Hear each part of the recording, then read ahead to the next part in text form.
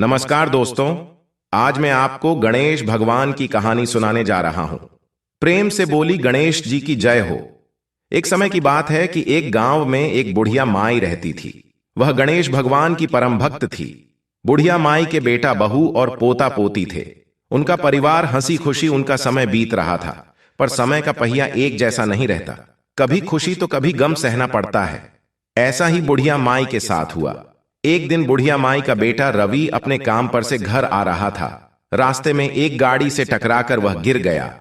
उसके सर में चोट लग गई। कुछ लोगों ने उसे हॉस्पिटल ले गए और दवा पट्टी करा के घर पर छोड़ दिया। बुढ़िया माई और उसकी बहू को अपने बेटे की देखरेख में लग गए। कुछ दिनों तक तो घर में रखा राशन से खाना बना, परंतु जब राशन समाप्त हो गया तो बहू दुकान से राशन लेने गई, परंतु दुकान वाले राशन देने से मना कर दिए। बहू घर आकर सारी बात से बताया। सास भी बहुत परेशान हो गई। सास ने कहा, तुम गणेश भगवान पर विश्वास रखो, हमारे दुख के दिन भी बीत जाएंगे। सास काम खोजने बाहर गई, पर उसकी उम्र देखकर किसी ने भी उसे काम पर नहीं रखा।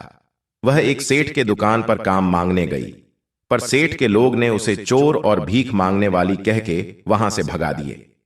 बुढ़िया माई को बहुत ही दुख हुआ। सड़क के किनारे जाकर बैठ गई और रोने लगी।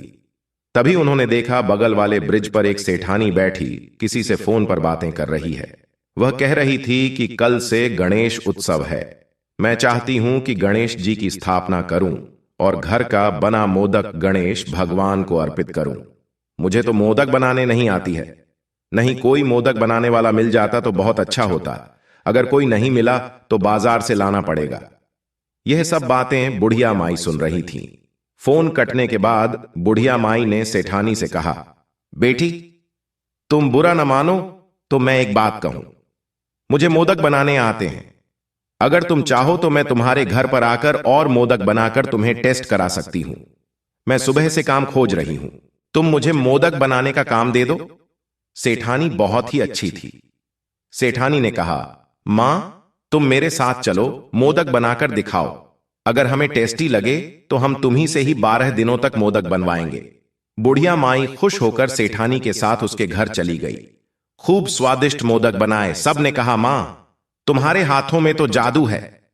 तुम कल से मोदक बनाने आ जाना और थोड़ा सा मोदक अपने लिए भी ले जाइए और कुछ एडवांस भी पैसे ले जाओ। बुढ़िया माई बहुत खुश हुई। वहां से बाजार गई, कुछ राशन और खाने पीने की वस्तुएं ले ली और एक छोटा सा गणपति बप्पा की मूर्ति ले लिया और घर आकर बहू बेटे को सारी बात बताई और गणेश जी की स्थापना करे। मोदक का भोग लगाए और हर रोज सेठानी के घर मोदक बनाने जाती। बुढ़िया माई सुबह नहा धोकर चली जाती हैं। सेठानी थोड़ा सा मोदक बुढ़िया माई को दे देती। बुढ़िया माई गणेश भगवान को मोदक का भोग लगाती और बैठकर जय गणेश जी का कीर्तन करती। ऐसे ही 9 दिन निकल गए। एक दिन गणेश जी बुढ़िया माई की भक्ति से प्रसन्न हुए और एक बालक का रूप लेकर बुढ़िया माई के घर आ गई और मोदक खाने के लिए कहने लगे। बुढ़िया माई बड़े ही प्रेम से उस बालक को घर के अंदर लाई और सेठानी के घर से जो मोदक लेकर आई थी और भोग लगाया था, वह मोदक उस बालक को खाने के लिए दे दिया। बालक मोदक खाकर बहुत खुश होकर चला गया। तभी चमत्कार हुआ। बुढ़िया माई का घर अन्य धन सोना चांदी से भर गया। बुढ़िया माई बहू बेटे और नाती पोते कहने लगे, हमारे धन्य भाग जो हमारे घर गणपति बप्पा मोदक खाने आए। सभी लोग गणेश भगवान की जयकारा लगाने लगे। इसी भरोसा और विश्वास के साथ, हे गणपति बप्पा, हमारे घर पर भी आना और सुख संपत्ति से हमारा घर भर देना, हमारे जीवन में संकट न आने देना। प्रेम से बोलिए, गणेश भगवान की जय हो, रिद्धि सिद्धि की जय हो।